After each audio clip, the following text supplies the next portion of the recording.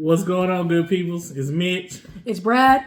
And this is Candid the Movies. And today we will be reviewing Ghostbusters Frozen Empire. Starring Mckenna Grace, Finn Wolfhard, Paul Rudd, Bill Murray, Ernie Hudson, Dan Aykroyd, I cannot pronounce his last name.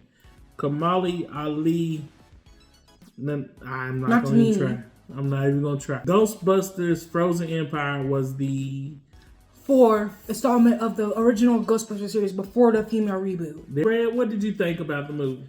I think it was a really good sequel. Mm-hmm. It did feel like the story was a little bit loose at certain parts, or like it shoved out characters that didn't need to be shut out. Mm-hmm. But other than that, I think it was a pretty good movie. Okay. Yeah, so if you haven't seen it, like I said, it's the fourth installment of the original Ghostbusters movie where the grandchildren Egon Spangler, they now taken over the position of being Ghostbusters. But they're employed by Ernie Hudson. And yes, they are employed by Ernie Hudson, which is Winston Zeddemore. In which the youngest one, who's only 15, she starts making bad mistakes, and the mayor is getting on to them about damage to the city and just how careless and reckless they are with hunting these ghosts. So as a punishment to the Ghostbusters, they have to take for a little bit, at least until she turns 18, they have to take her off the Ghostbusting team. Right.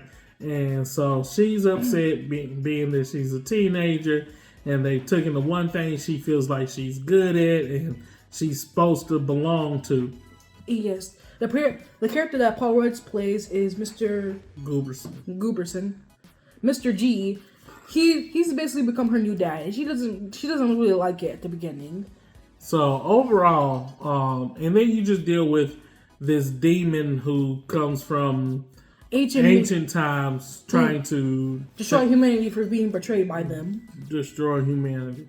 And just overall how they take it. My overall opinion of the movie, it was a decent movie. It did feel like they dragged it on longer than it necessarily had to go, and they had some characters in there that I felt like they should have grown on rather than adding these new characters that don't really hit the spot and have you looking for them to become a major part of the story. Yeah. The cinematography and the special effects, they were great. They looked good. Good quality. The CGI wasn't too ridiculous to where you were just like, this is terrible. It was overall good movie to me. I mean, it was definitely. Does it have rewatch value? I wouldn't probably go back to the movies to watch it, but if I'm at the house and looking on TBS or something, and then it comes on, I'll probably sit down and watch it again. I wouldn't have a problem with it. What you think, Brad? I think the movie was pretty good. I really wish they didn't shove out Celeste O'Connor's character named Lucky. I wish they put her in the story more, and also I feel like I get this teenagers are supposed to make stupid decisions, but I feel like they really just tried to make Mckenna Grace. Phoebe. Basically, I feel like they made her, like, not dumbed down would be the one to be the word, but they made her do stuff that doesn't make sense for her character. Like, after watching Afterlife, the movie before Frozen Empire, she's like a really calm, methodical character. She really thinks before she acts. But in this movie, should we say it or no? Don't tell me what. I mean, she just kept making stupid mistake after stupid mistake. Yes. And it was to the point, it was like, come on. If you thought about it for like more than like 5 seconds, you would realize, okay, this maybe is not what I should do. Yeah, I agree. She definitely, I felt like they might have dumbed her down just a little bit from Afterlife. Because Afterlife, she was the smartest one and she always made the right decisions. But on this one, she was just, I'm a teenager. I'm mad.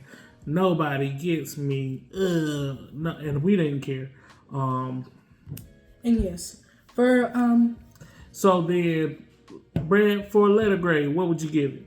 I think it would be an A-. It feels a little less better. It feels a little worse than Afterlife, but I still watched it again. Oh, okay. I'm gonna go with a B. And it might be just it seemed like the longest movie ever. It felt like it was 3.5 hours. I'm not sure if that's what it was, but it felt every bit of the time that you had. I did like Slobber, but they didn't use him enough either.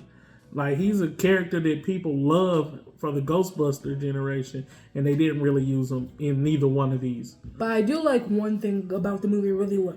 It feels like it's more tied to how like the original Ghostbuster was, more of a comedy than like supposed to be taken seriously like Afterlife was.